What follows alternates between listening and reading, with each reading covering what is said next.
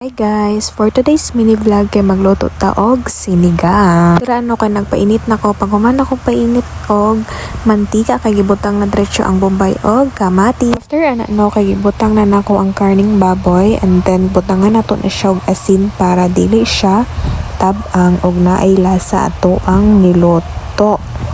So mikos-mikos lang nato na siya dira guys no. Hantod na mag golden brown ang everything, chares.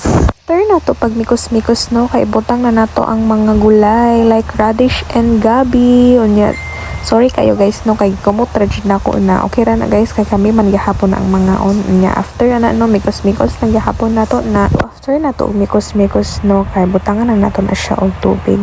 Depende ra sa inyo ha guys kung unsa kadaghan ang tubig, kay ako ganahan ko og daghan og sabaw kay lami kay musigom og aslom na sabaw ay sama sa kaaslom sa tong ilok charas lang.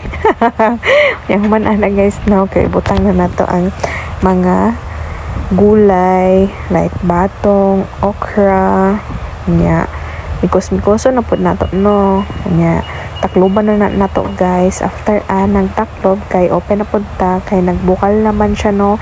Butangan nato siya og patis. Man nato butang og patis no, kay butangan na nato siya og sinigang mix na gabi.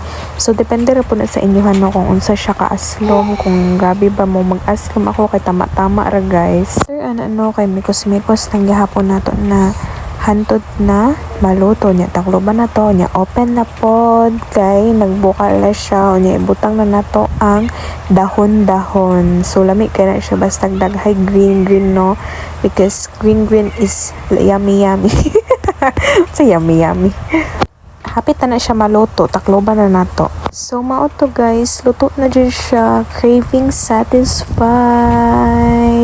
Thank you for watching.